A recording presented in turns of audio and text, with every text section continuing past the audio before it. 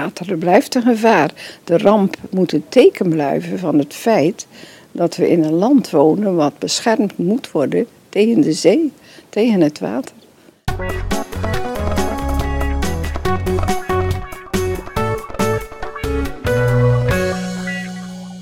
De helft van ons lichaam bestaat uit water. En het beste zou zijn is als we minstens 2 liter water per dag drinken. We kunnen helemaal niet zonder water. Maar water kan ook je grootste gevaar zijn. En daar staan we vandaag bij stil.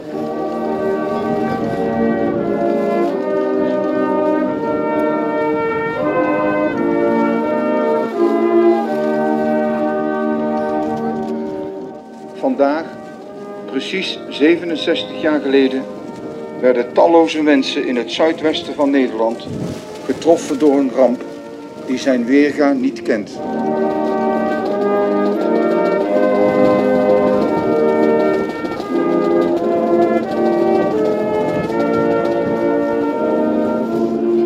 Het is eigenlijk best lastig om voor te stellen hoe het die nacht geweest moet zijn, voor volwassenen, maar ook voor kinderen. Want ik weet niet beter dan ik mijn hele leven al omringd ben door water. Want nu is het allemaal wel zo veilig. Maar hoe is het over een paar jaar? Hoe is het als mijn generatie volwassen is? Is het dan nog allemaal zo veilig? Wat herdenk jij vandaag? De watersnoodramp. En weet je ook waarom dat vandaag herdacht wordt? Omdat 67 jaar geleden het gebeurd is. Wat gebeurde er precies? De dijken braken door en toen kwam het water en heel veel huizen stortten in en mensen verdronken. Kan je het je voorstellen dat hier misschien wel water 5 meter hoog heeft gestaan? Nee, dat kan ik me niet voorstellen. Begin van de avond zijn we op een vlot de donkere nacht ingevaren.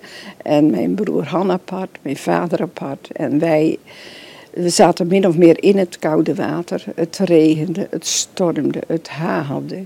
En je kon niets doen, alleen maar bidden en vragen om behoud.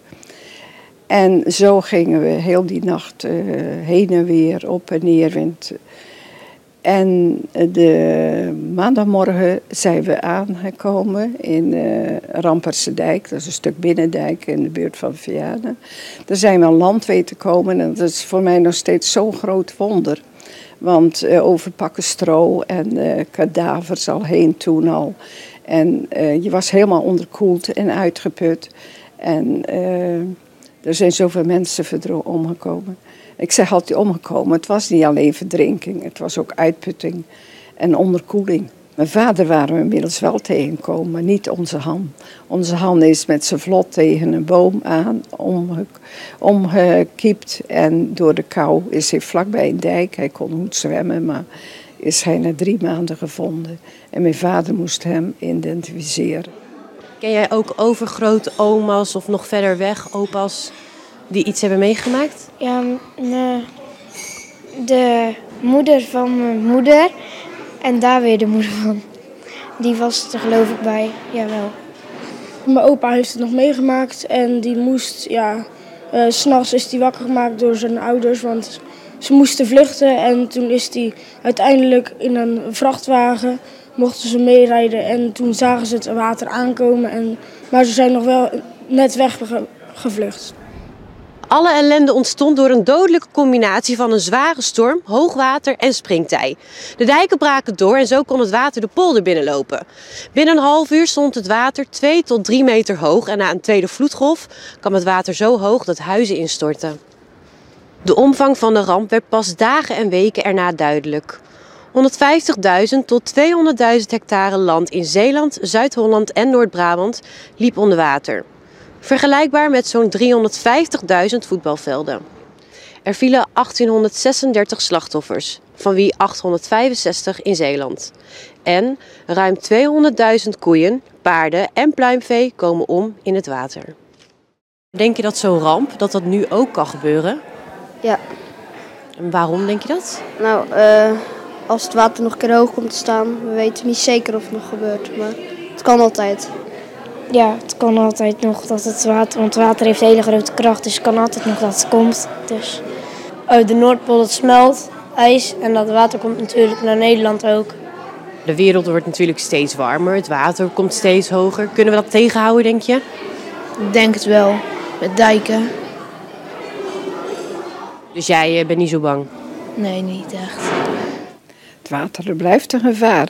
De ramp moet een teken blijven van het feit dat we in een land wonen wat beschermd moet worden tegen de zee, tegen het water. En dat is juist de boodschap die ik mee wil geven.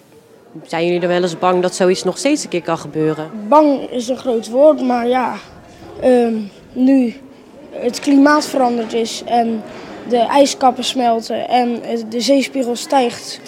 En daardoor kan het dus zijn dat het water zo hoog wordt dat op een duur de dijken het echt niet meer houden. En ja, dat kan dus gebeuren, maar ja, ik hoop dat we dan op tijd gewaarschuwd worden daarvoor. Wij zijn leerlingen van het Pieter Zeeman College in Zierikzee. Wij zijn naar Japan geweest om Nederland te vertegenwoordigen op de High School Summit on World Tsunami Awareness Day. Ik denk dat de mensen vooral niet bewust zijn van het feit dat de dijken door kunnen breken. Want ze denken, de overheid die houdt ons toch wel veilig. Maar ik denk dat de overheid nu veel meer bezig is met de klimaatverandering tegengaan als kijken naar de gevolgen die klimaatverandering kan hebben, zoals zeespiegelstijging. Ja, wij steken een beetje ons kop in het zand, lijkt het wel. Is dat nou niet juist het allergrootste gevaar? Ik denk dat als je aan een Nederlander zou vragen wat zou jij doen als hier een overstroming is, dat ze niet zullen weten die weten niet waar ze heen moeten. De meeste mensen zullen in een auto stappen en zo snel mogelijk weggaan. Maar als je hier bijvoorbeeld, we zitten hier op een eiland, er is maar één weg naar het vasteland en dan komt er file, dus het is sowieso geen mogelijkheid. Dus zelf zou ik een boot nemen in huis. En dat klinkt misschien een beetje makkelijk, maar het is wel de enige optie. Het is niet alleen genieten in de zomer, maar de kracht van het water mag men nooit onderschatten.